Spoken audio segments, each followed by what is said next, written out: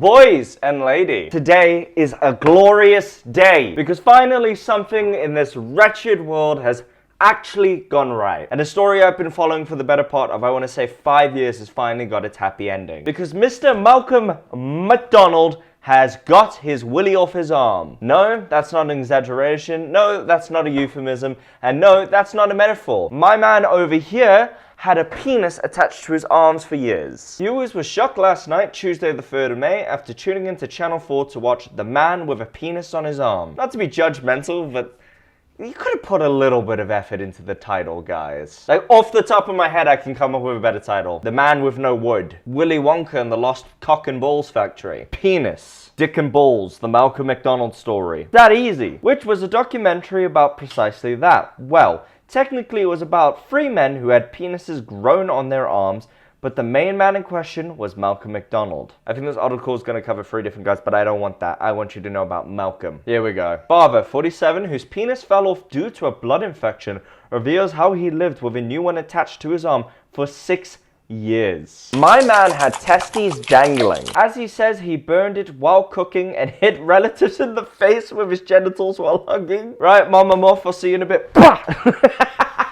Get teabagged, bitch. A man who spent 6 years with a penis on his arm after an operation went wrong has revealed the difficulties caused by the unusual genitalia placement, including struggling to cuddle his grandmother and burning it while cooking. The man with a penis on his arm last night had his penis amputated in 2014 after a blood infection caused it to decay, though his testicles remained intact. In 2015, doctors revealed he could have a new penis grafted from the skin on his arm in a £50,000 NHS funded op. I was just about to say, if that was not off the NHS and he had to pay that out of his own pocket, I would go ballistic. I pay my taxes for this, so that no man can walk around without his elephant trunk. However, a lack of oxygen in his blood during surgery meant doctors had to abort midway and stuck the 6-inch penis to his left arm temporarily. 6 inches? That's it? Bro, I mean, you're there. You could, like, at least make it, a good 8? 6.5? Nah, we'll just give you slightly above average. We wouldn't want you carrying a weapon donated by the NHS. Hospital delays followed by the COVID pandemic meant that the appendage stayed there for 6 years, making his life a misery. Yeah, I do specifically remember this. This story kept circulating during the entire pandemic. I would constantly keep up with it, like Twitter feeds, news articles. I think at one point it had like a little special on television. I don't remember where it was, but I remember it was just like an updating details about it. And I could not imagine the suffering he had to go through. Like, obviously they just popped it on thinking, okay, cool, we'll get to this soon. How do you even cover that thing up? If you have a sleeve over it, it's still gonna bulge out. I'd be scared every time I drank soup, dude, dipping the tip in. Viewers were stunned watching the program last night, in which Malcolm described the penis falling out of his sleeve while shopping, even hitting his loved ones in the face while he hugged them. Oh, mate. One wrote, Channel 4, you have outdone yourself. Even for me, this is too much. Another commented, I see, Channel 4 have excelled themselves again this evening. That's not real people. Did you hire like an Indian click farm? What is going on? Yeah, and there's the bad boy. Even if I wanted to, I couldn't show it. Speaking in the new documentary, which aired last night on Channel 4, Malcolm explained how he had done more and more drugs after becoming homeless when his relationship fell apart. 12 years ago, had a job, partner, my baby comes along, relationship ain't too good, we end up splitting up. A friend of mine had a garage and got set up with a sofa and telly. After being made homeless, Malcolm developed a long-term perineum infection between the scrotum and anus.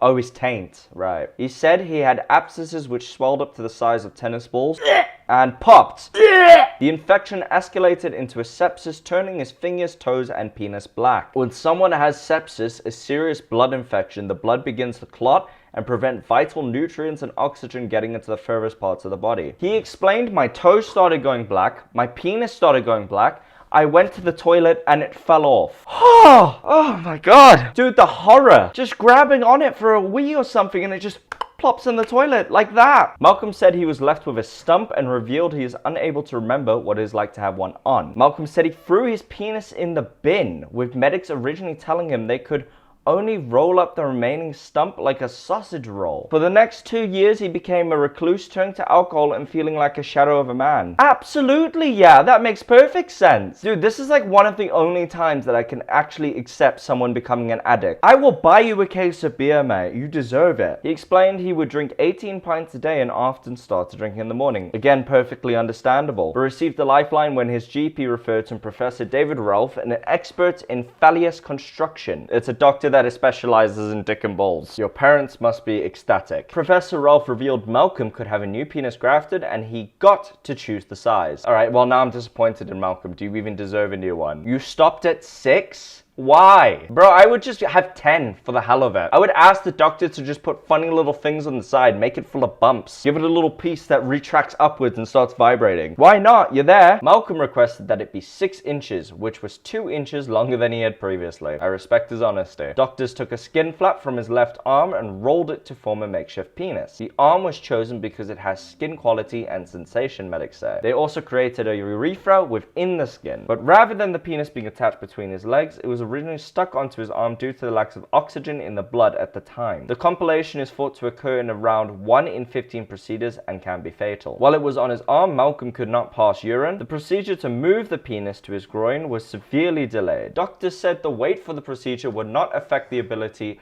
for it to eventually be put in place. This is Malcolm describing in his own words the embarrassing situations he's been in. I effing slapped myself in the eye with it. It's a dead weight, and when you cuddle your nan at Christmas, you hit her in the eye. I went to weight roast. There was an old lady that needed some help. It fell out of the bandage and fell out on her head.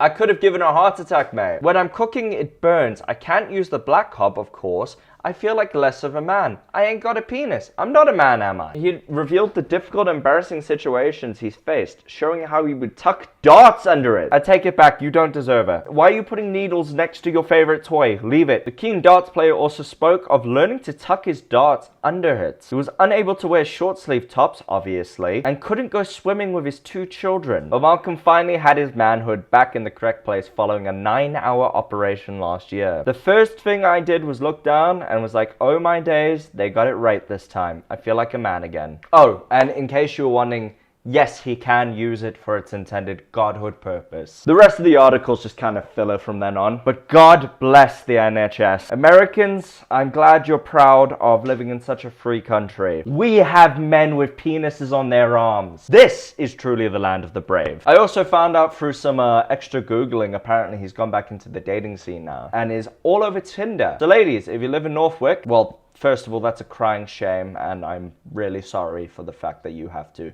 live in such a shithole. But there's always the bright side of now you have the chance to bag McDonald. I wish him nothing but the best.